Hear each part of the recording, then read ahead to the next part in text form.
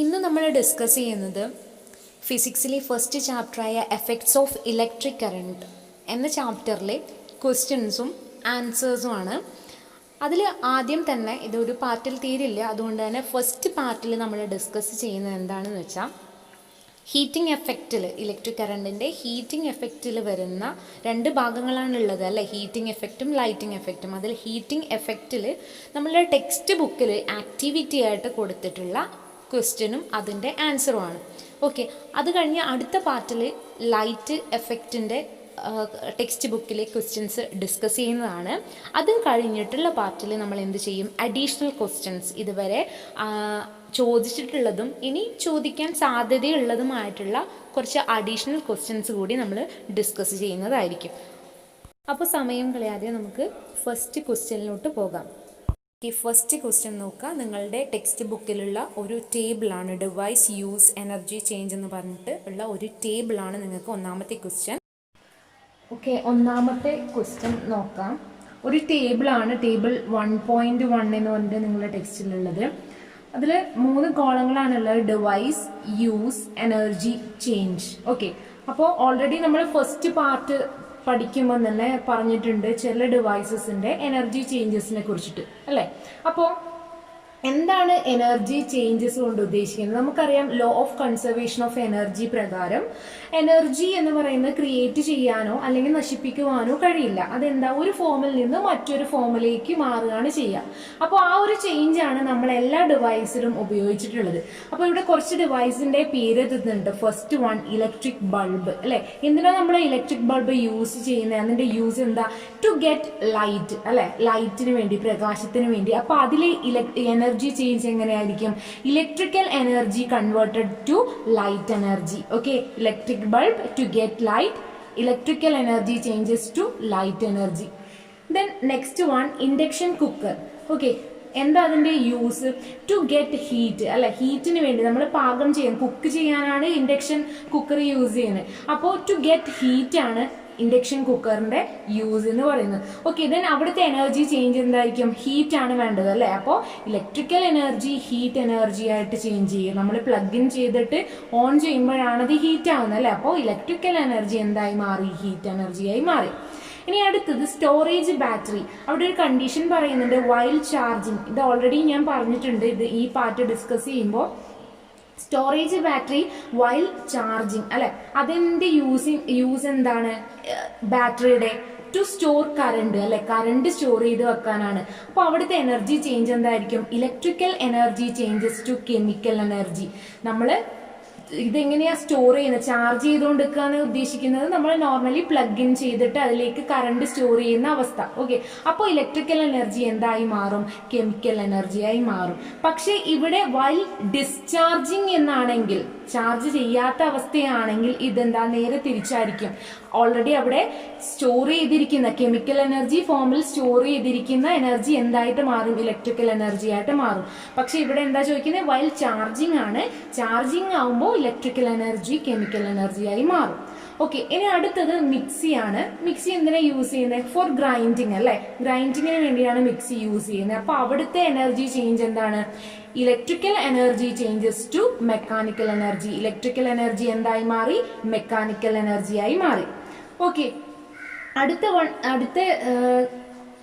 Device എന്ന് പറയുന്നത് inverter ആണ്. ഇൻവേർട്ടറിന്റെ കേസിലും ഇവിടെ ഒരു കണ്ടീഷൻ കൊടുത്തിട്ടുണ്ട്, വൈൽ ചാർജിങ്. ഇൻവേർട്ടർ ചാർജ് ചെയ്ത് വെക്കുമ്പോൾ, അതായത് നോർമൽ പവർ സപ്ലൈ ഉള്ള സമയം, ഇലക്ട്രിക് കറണ്ട് ഉള്ള സമയം ഈ ഇൻവേർട്ടർ എന്താ? ചാർജ് ചെയ്തുകൊണ്ടിരിക്കുക, വലിച്ചെടുക്കുക ചെയ്യാം. അതായത് ആ സമയം എന്താണ്? കൺവേർട്ട് AC ടു DC ഫോമിൽ, അതായത് ഡയറക്റ്റ് കറണ്ട് ഫോമിലാണ് ഇൻവേർട്ടറിൽ സൂക്ഷിച്ചു വെക്കുക കറണ്ട്. ഓക്കെ, അപ്പോൾ AC കറണ്ട് നമ്മുടെ സപ്ലൈയിൽ നിന്ന് വരുന്ന ആൾട്ടർനേറ്റീവ് കറണ്ട് എന്താക്കി മാറ്റുന്നു?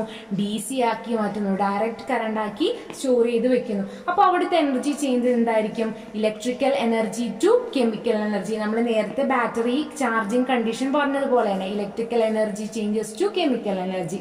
ഓക്കെ, ഇനി ഇൻവെർട്ടർ വൈൽ ഡിസ്ചാർജിങ് കണ്ടീഷനിൽ, അതായത് ചാർജ് ചെയ്യാത്ത അവസ്ഥ, അതായത് ഇൻവെർട്ടർ പ്രവർത്തിക്കുന്ന ഒരു അവസ്ഥ. ഓക്കെ, ഇൻവെർട്ടർ പ്രവർത്തിക്കുന്ന അവസ്ഥയിൽ എന്താണ് യൂസ്? അതിന്റെ കൺവേർട്ട് DC ടു AC, അതായത് ഓൾറെഡി സ്റ്റോർ ചെയ്യുമ്പോൾ ഏത് ഫോമിൽ ഉണ്ടാവുക? കറണ്ട് DC ഫോമിലാണ്, ഡയറക്റ്റ് കറണ്ടിന്റെ ഫോമിലാണ്. അത് വർക്ക് ചെയ്യുമ്പോൾ അല്ലെങ്കിൽ ഡിസ്ചാർജിങ് കണ്ടീഷനിലാകുമ്പോൾ അതെന്താ ചെയ്യുക? ഡയറക്റ്റ് കറണ്ടിനെ ആൾട്ടർനേറ്റീവ് കറണ്ട് ആയിട്ട് ചേഞ്ച് ചെയ്യും അല്ലെ. അപ്പൊ അവിടുത്തെ എനർജി ചേഞ്ച് എന്തായിരിക്കും? Chemical energy to electrical energy. Chemical എനർജിനെ ഇലക്ട്രിക്കൽ എനർജി ആക്കിയിട്ട് കൺവേർട്ട് ചെയ്യും. ഇത് മനസ്സിലായി കാണുമെന്ന് വിചാരിക്കുന്നു. ഇത് വളരെ വളരെ ഇമ്പോർട്ടൻ്റ് ആയിട്ടുള്ള ഒരു ഭാഗമാണ്. കാരണം ഇതിൽ നിന്ന് ഈ ഒരു ഡിവൈസസ് തന്നെ ആയിരിക്കണം എന്നില്ല, ഏതെങ്കിലും ഒരു ഡിവൈസ് തന്നിട്ട് ഇതിലെ എനർജി ചേഞ്ച് എന്താണെന്ന് ചോദിക്കും. നോർമൽ ഫാന്, മിക്സി, ഹീറ്റർ അല്ലെങ്കിൽ ലൈറ്റ് ഒക്കെ നമുക്ക് ഈസി ആയിട്ട് പറയാൻ പറ്റും. പക്ഷേ ഈ storage battery while charging or while discharging, അതേപോലെ inverter while charging or discharging എന്ന് പറയുന്ന കണ്ടീഷനിലാണ് നിങ്ങൾക്ക് കുറച്ച് കൺഫ്യൂഷൻ വരിക. അതുകൊണ്ട് തന്നെ ഈ ഒരു ഭാഗം, അതായത് സ്റ്റോറേജ് ബാറ്ററിന്റെയും ഇൻവെർട്ടറിന്റെയും ഒക്കെ കണ്ടീഷൻ, അതായത് എനർജി ചേഞ്ച് നിങ്ങൾ എന്തായാലും പഠിച്ചു വെക്കുക. ഓക്കെ, അടുത്ത ആക്ടിവിറ്റി എന്ന് പറയുന്നത് നിങ്ങളുടെ ഫിഗർ 1.1 ആണ്. ഫിഗർ 1.1 എന്ന് പറഞ്ഞിട്ട് നിങ്ങളുടെ ടെക്സ്റ്റ് ബുക്കിലുണ്ട്. ഈ ആക്ടിവിറ്റി നോക്കുക. ഈ ആക്ടിവിറ്റിയിൽ എന്താ തന്നിട്ടുള്ളത്? ഒരു സർക്യൂട്ട് ആണ് അല്ലെ. ഈ സർക്യൂട്ടിൽ ഒരു നിക്രോം വയർ കണക്ട് ചെയ്തിട്ടുണ്ട് അല്ലെ.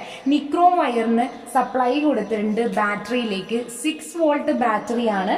ഇതെന്താണ്? സ്വിച്ച് ആണ് അല്ലെ. സ്വിച്ചിന്റെ സിമ്പൽ ആണ് നമുക്കറിയാം. ഓക്കെ, അപ്പോൾ ഒരു 6 വോൾട്ട് ബാറ്ററിയിലേക്ക് ഒരു നിക്രോം വയർ കണക്ട് ചെയ്തിട്ടുണ്ട്. അത് സ്വിച്ചിലേക്ക് കണക്ട് ചെയ്തിട്ടുണ്ട്. ഓക്കെ, അപ്പൊ ഇനി സ്വിച്ച് ഓൺ ചെയ്യുമ്പോൾ, ഇതിപ്പോ ഓഫ് കണ്ടീഷനിലാണ്, സ്വിച്ച് ഓൺ ചെയ്യുമ്പോൾ എന്തായിരിക്കും? ഇതിലൂടെ ഇലക്ട്രിസിറ്റി പാസ് ചെയ്യുമല്ലോ. അതായത് ഇലക്ട്രിസിറ്റി നിക്രോം വയറിലൂടെ പാസ് ചെയ്യും. ഓക്കെ, ഇവിടെ ആ ഒരു ഫിഗറിനെ ബേസ് ചെയ്തിട്ട് കുറച്ച് ക്വസ്റ്റ്യൻസ് താഴെ കൊടുത്തിട്ടുണ്ട്. ഓക്കെ, അപ്പൊ അത് ഏതാണെന്ന് നോക്കാം. ഒന്നാമത്തെ ക്വസ്റ്റ്യൻ പറയുന്നത്, how does the nichrome wire become red hot while passing electricity through the circuit അല്ലെ. എന്താ ചോദിക്കുന്നത്? എന്തുകൊണ്ടാണ് നിക്രോം വയർ ഇതിലൂടെ ഇലക്ട്രിസിറ്റി പാസ് ചെയ്യുമ്പോൾ റെഡ് ഹോട്ട് കണ്ടീഷനിൽ, അതായത് ചുട്ടുപഴുത്ത അവസ്ഥയിൽ നിലനിൽക്കുന്നത് എന്നുള്ളതാണ് ഒന്നാമത്തെ ക്വസ്റ്റ്യൻ. ഓൾറെഡി നമ്മൾ പറഞ്ഞു, ഹീറ്റിംഗ് കോയിലായിട്ട് നമ്മൾ എല്ലാ ഡിവൈസസിലും യൂസ് ചെയ്യുന്നത് എന്താണ്? നിക്രോം വയറാണ് അല്ലെ. അതുകൊണ്ട് തന്നെ നിക്രോം വയറിന്റെ കുറച്ച് പ്രോപ്പർട്ടീസും നമ്മൾ പഠിച്ചിട്ടുണ്ട്. അതിൽ ഒരു പ്രോപ്പർട്ടി എന്ന് പറയുന്നത് ഇതിന് ഹൈ റെസിസ്റ്റൻസ് അല്ലെങ്കിൽ ഹൈ റെസിസ്റ്റിവിറ്റി ആയിരിക്കും അല്ലെ. നിക്രോം വയർ എന്ന് പറയുന്നത് ഒരു എലോയ് ആണ്. ആ എലോയ്ക്ക് എന്തുണ്ട്? ഹൈ റെസിസ്റ്റൻസ് ഉണ്ട്, പ്രതിരോധകം കൂടുതലാണ്. അപ്പോൾ due to the resistance of nichrome വയറിന്റെ റെസിസ്റ്റൻസ് കൂടുന്നതിനനുസരിച്ച് ഇതിലൂടെ കറണ്ട് പോകുമ്പോൾ ഇതെന്താവില്ല? മെൽറ്റ് ചെയ്ത് പോകില്ല അല്ലെ. പകരം ഈ ഒരു കറണ്ടിനെ റെസിസ്റ്റ് ചെയ്യുമ്പോൾ എമൗണ്ട് ഓഫ് ഹീറ്റ്, പുറത്ത് വിടുന്ന എമൗണ്ട് ഓഫ് ഹീറ്റ് കൂടുതലായിട്ട് വരും. ഓക്കെ, അപ്പോൾ റെസിസ്റ്റൻസ് കൂടുതലായത് കൊണ്ടാണ് ഇതിന് എന്ത് ചെയ്യാൻ പറ്റുന്നത്?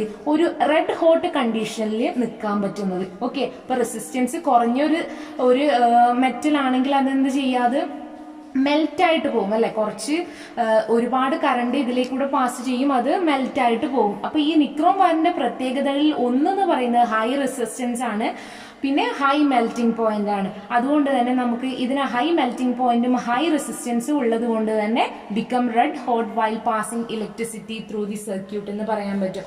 Okay, due to the resistance എങ്ങനെയുള്ള റെസിസ്റ്റൻസ് ആണ്? ഹൈ റെസിസ്റ്റൻസ് ആണ് അല്ലെ. ഹൈ റെസിസ്റ്റൻസ് കൊണ്ട് എന്താണ്? ഇതിലൂടെ കറണ്ട് പാസ് ചെയ്ത് പോകുമ്പോൾ ആ നിക്രോം വയർ റെഡ് ഹോട്ട് ആയിട്ട് നിലനിൽക്കും. ഓക്കെ, ഇനി അടുത്ത ക്വസ്റ്റ്യൻ എന്ന് പറയുന്നത്, in this case which form of energy was converted into heat energy? ഈ ഒരു കേസിൽ ഹീറ്റ് എനർജി ആയിട്ട് കൺവേർട്ട് ചെയ്യുന്നത് ഏതാണ്? നമ്മളിവിടെ കൊടുക്കുന്നുണ്ടല്ലേ, 6 വോൾട്ട് ബാറ്ററി കൊടുക്കുന്നുണ്ട്. അതായത് ഇലക്ട്രിക്കൽ എനർജിയാണ് എന്തായിട്ട് മാറുന്നത്? ഹീറ്റ് എനർജി ആയിട്ട് മാറുന്നത്. ദെൻ അടുത്തത്, how does this energy changes occur? ഈ എനർജി ചേഞ്ച് ഒക്കർ ചെയ്യുന്നത്, അതായത് ഇലക്ട്രിക്കൽ എനർജി എങ്ങനെയാണ് ഹീറ്റ് എനർജിയായി മാറുന്നതെന്നാണ് ചോദിക്കുന്നത്.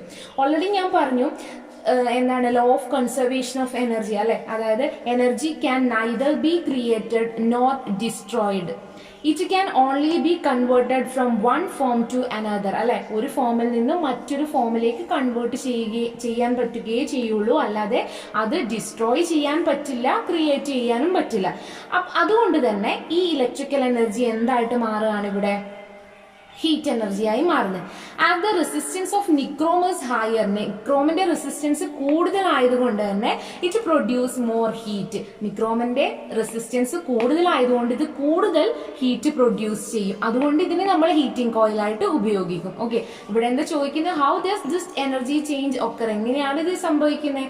അപ്പോൾ ഇതിന്റെ ഹീറ്റ് ഇതിൽ സപ്ലൈ കൊടുക്കുമ്പോൾ ഈ നിക്രോമിന് ഹൈ റെസിസ്റ്റൻസ് ആണ് ഉള്ളത്. ഹൈ റെസിസ്റ്റൻസ് ഉള്ള ഒരു കണ്ടക്ടർ എന്താ മോർ ഹീറ്റ് പ്രൊഡ്യൂസ് ചെയ്യും. അപ്പോൾ ഈ ഇലക്ട്രിക്കൽ എനർജി എന്തായിട്ട് കൺവേർട്ട് ചെയ്തു? ഹീറ്റ് എനർജി ആയിട്ട് കൺവേർട്ട് ചെയ്തു. അടുത്ത ക്വസ്റ്റ്യൻ ഒരു ടേബിൾ ആണ്. Complete the following table on the basis of Joule's law. Okay, അടുത്ത ക്വസ്റ്റ്യൻ നോക്കുക. നിങ്ങൾക്കൊരു ടേബിൾ തന്നതിനെ ബേസ് ചെയ്തിട്ടുള്ളതാണ് അല്ലെ. അപ്പോൾ ഇവിടെ ഫസ്റ്റ് കോളത്തിൽ റെസിസ്റ്റൻസ് ഓഫ് കണ്ടക്ടർ തന്നിട്ടുണ്ട്, intensity of current second column, time for which current flow, heat produced H = I²RT, change in heat. ഇങ്ങനെയാണ് 4-5 കോളം ഉള്ളത്. ഓക്കെ, അപ്പോൾ first condition 2R resistance normally നമുക്കറിയാം IRT ആണ് അല്ലെ. അപ്പൊ ആ റെസിസ്റ്റൻസ് R-ന് പകരം 2R ആകുന്നു. Okay, resistance 2R. ഇന്റൻസിറ്റി അതായത് I എന്താണ്? I തന്നെ, T തന്നെ. അങ്ങനെയാണെങ്കിൽ H എന്തായിരിക്കും? I²RT ആണ് അല്ലെ. R-ന് പകരം എന്താണ്? 2R, 2I²RT ആയിരിക്കില്ലേ അപ്പൊ ഉത്തരം. അപ്പോ ചേഞ്ച് ഇൻ ഹീറ്റ് എന്തായിരിക്കും? ട്വൈസ് അല്ലെ, 2H. മനസ്സിലായോ? അതായത് H = I²RT R-ന് പകരം ഇവിടെ എന്താണ്? 2R ആണ് അല്ലെ. 2R × T ആണ്. അപ്പോ ടോട്ടൽ എന്ന് പറയുന്നത് എന്തായിരിക്കും? 2I²RT കിട്ടില്ലേ? ഓക്കെ, അപ്പോ ചേഞ്ച് എന്ന് പറയുന്നത് ഹീറ്റിന്റെ ചേഞ്ച് എന്തായി മാറും?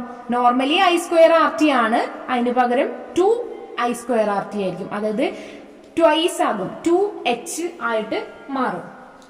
മനസ്സിലായി കാണുമെന്ന് വിചാരിക്കുന്നു. അടുത്തത് R, resistance of conductor R തന്നെ. പക്ഷെ ഇന്റൻസിറ്റി ഓഫ് കണ്ടക്ടർ ഐയിൽ നിന്ന് മാറി എന്തായി? 2I ആയി. ഓക്കെ, ഐയിൽ നിന്ന് മാറി 2I, ഐന്റെ ഡബിൾ ആയി, ഇലക്ട്രിക് കറന്റ് ഡബിൾ ആയി. ടൈമിന് മാറ്റമൊന്നുമില്ല. അങ്ങനെയാണെങ്കിൽ എന്തായിരിക്കും?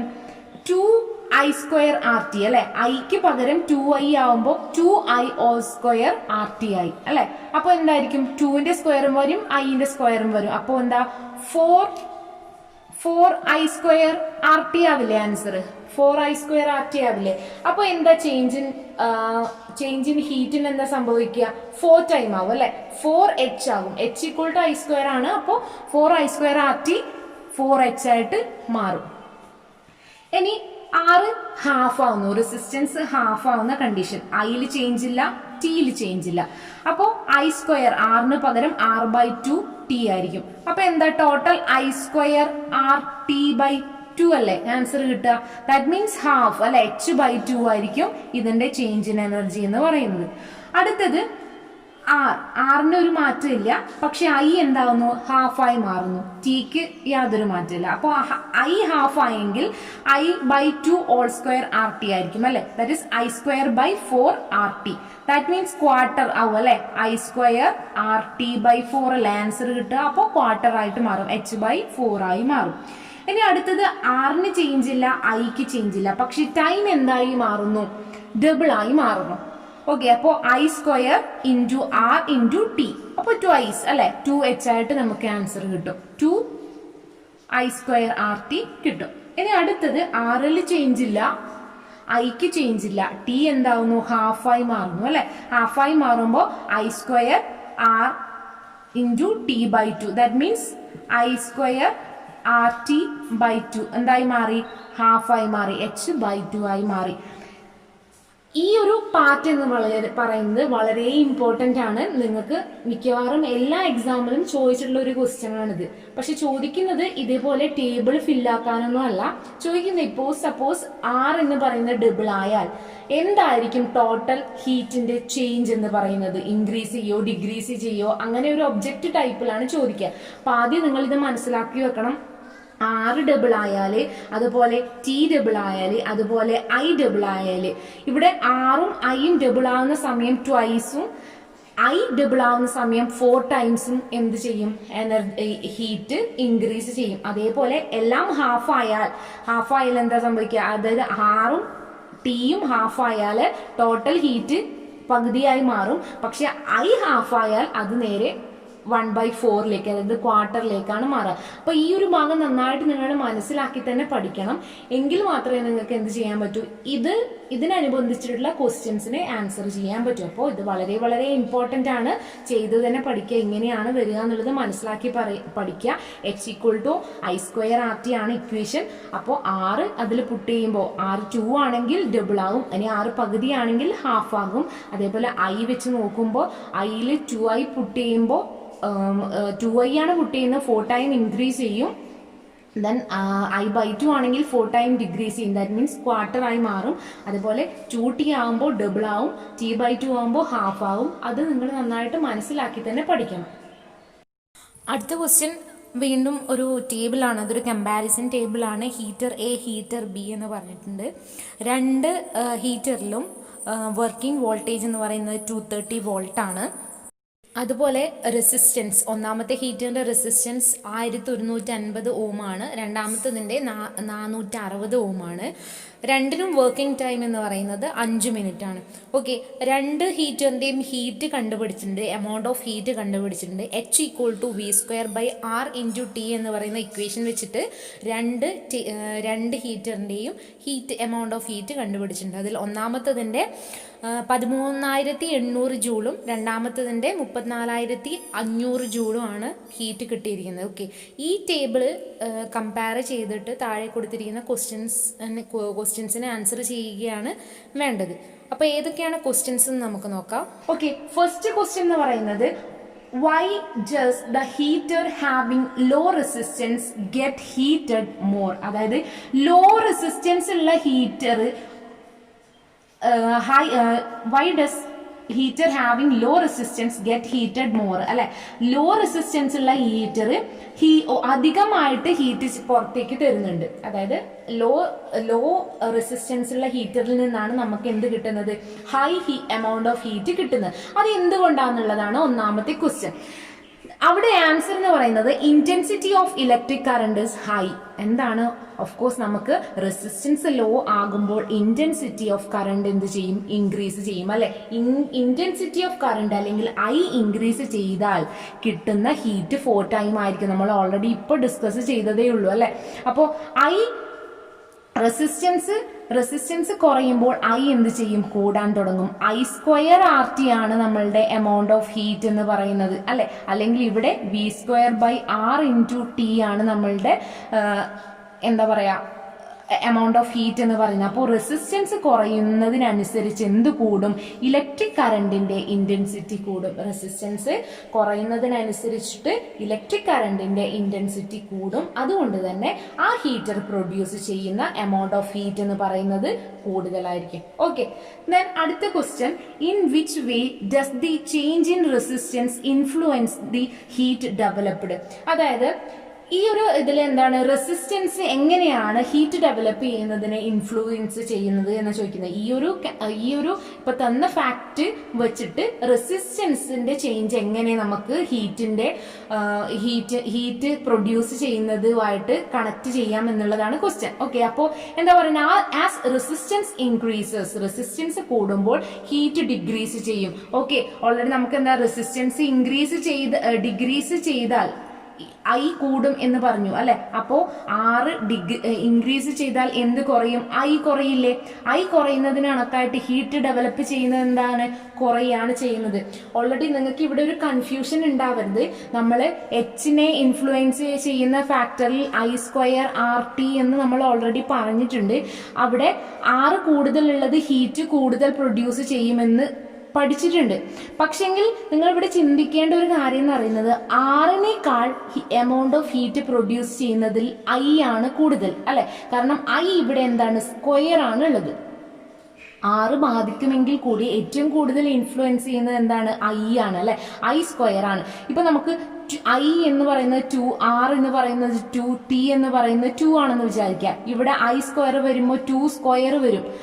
R 2 ടൈം 2 ആണെങ്കിൽ കൂടി ഈ ഐ എന്ന് പറയുന്നത് എന്താണ്?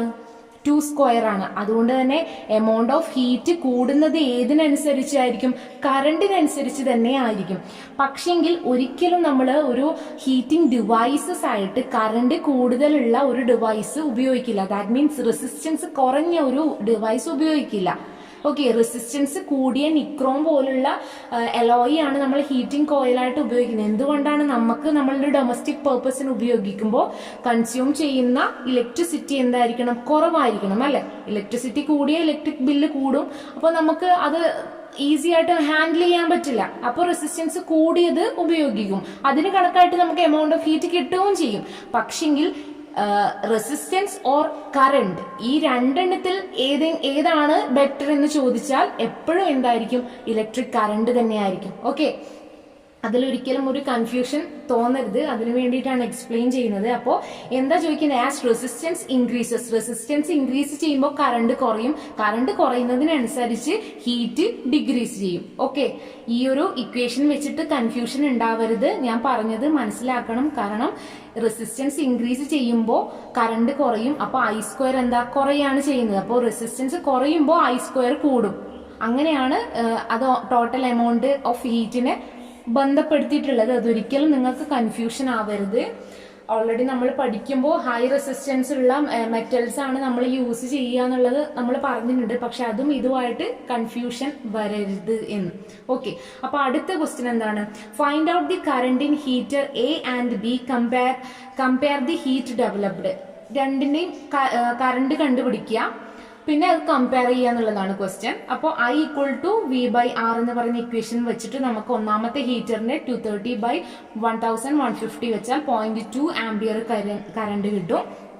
ഇവിടെ I = 230 / 460 ചെയ്താൽ 0.5 ആംപിയർ കറണ്ട് കിട്ടും. ഓക്കെ, അപ്പോൾ ഒന്നാമത്തെ ഹീറ്റർ എക്ക് 0.5 ആംപിയറും ഹീറ്റർ ബിക്ക് 0.5 ആംപിയറും ഹീറ്റർ എക്ക് 0.2 ആംപിയർ ആണ് കിട്ടുക. അപ്പൊ ഏതിലായിരിക്കും കൂടുതൽ ഹീറ്റ് പ്രൊഡ്യൂസ് ചെയ്യുക? എന്തായാലും ഹീറ്റർ ബിയിലേക്കായിരിക്കും. ദാറ്റ് മീൻസ് I ഇൻക്രീസ് ചെയ്യുമ്പോൾ എന്ത് ഇൻക്രീസ് ചെയ്യും? H ഇൻക്രീസ് ചെയ്യും. ഓക്കെ, ഇനി അടുത്ത question, how do the resistor bring about a change in current in the circuit?